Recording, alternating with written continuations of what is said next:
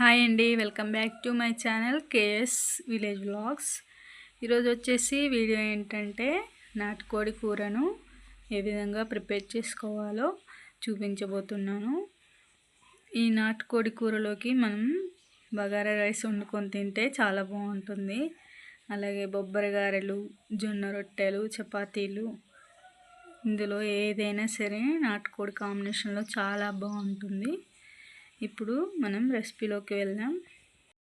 దీనికోసం ముందుగా 1 కేజీ చికెన్ని, నాటుకోడిని కట్ చేపించి తీసుకున్నాను. దీన్ని శుభ్రంగా వాష్ చేసి తీసుకోవాలి. ఇప్పుడు స్టవ్ పైన కుక్కర్ పెట్టుకొని అందులో కర్రీకి సరిపడా ఆయిల్ వేసుకోవాలి. నేనైతే 3 పావుల ఆయిల్ వేసుకుంటున్నాను. ఇందులోకి ఒక 5-6 పచ్చిమిర్చి, అలాగే ఒక 4 వరకు ఉల్లిగడ్డల్ని కట్ చేసి వేసుకోవాలి. ఉల్లిగడ్డలు ఎక్కువగా వేయడం వలన మనకి గ్రేవీ అనేది బాగా వస్తుంది. పచ్చిమిర్చి వేసుకొని అవి కొంచెం చిట్పట్లాడిన తర్వాత ఇప్పుడు ఉల్లిగడ్డలు వేసుకోవాలి. ఉల్లిగడ్డలు వేసుకున్న తర్వాత ఇవి కూడా కొంచెం మగ్గిన తర్వాత ఇందులో కొద్దిగా కొత్తిమీర, అలాగే కొద్దిగా పుదీనాను వేసుకోవాలి.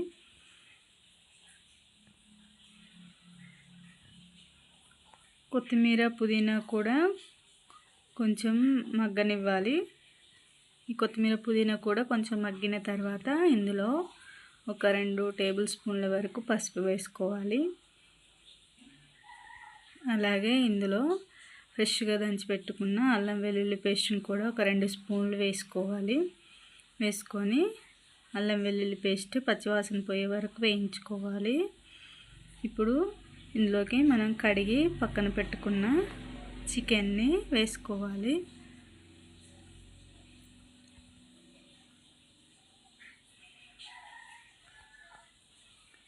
చికెన్ మొత్తాన్ని అందులో వేసుకొని ఒకసారి కలుపుకోవాలి.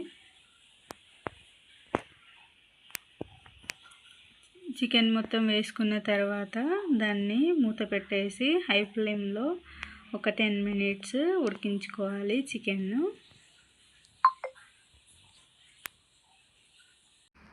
చికెన్ను హై ఫ్లేమ్లో 10 మినిట్స్ ఉడికించిన తర్వాత ఇందులోకి ఒక 3 కట్ చేసిన టమాటాలు వేసుకోవాలి. టమాటాలు వేసుకొని ఈ టమాటాలని కూడా సాఫ్ట్గా అయ్యేంత వరకు కొంతసేపు ఒక 5 మినిట్స్ ఉడికించుకోవాలి. 5 మినిట్స్ తర్వాత ఇందులో టేస్ట్కి తగ్గ సాల్ట్ వేసుకోవాలి. నేనైతే ఇక్కడ ఒక 2 స్పూన్లు వేసుకుంటున్నాను సాల్ట్. అలాగే కారాన్ని కూడా మనం ఇంట్లో తినే కారం, దాన్ని స్పైసీని బట్టి వేసుకోవాలి.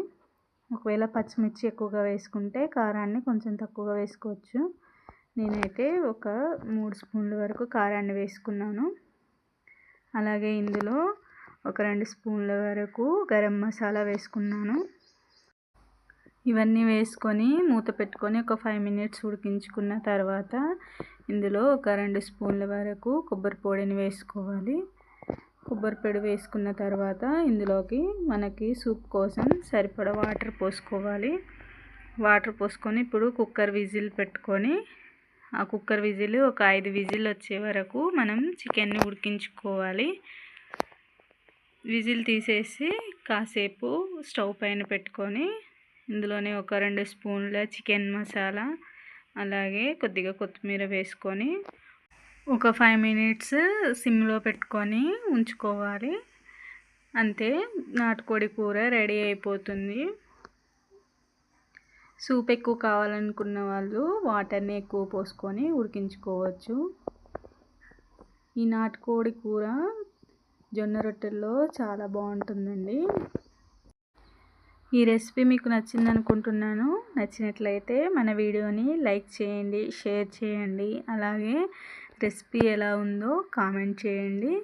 అలాగే ఇలాంటి మరెన్నో వీడియోల కోసం మన ఛానల్ని సబ్స్క్రైబ్ చేసుకోండి. అలాగే మీరు కూడా ఒకసారి నాటుకోడిని ఇలా ట్రై చేసి చూడండి. చాలా అంటే చాలా బాగా కుదురుతుంది. Thank you for watching.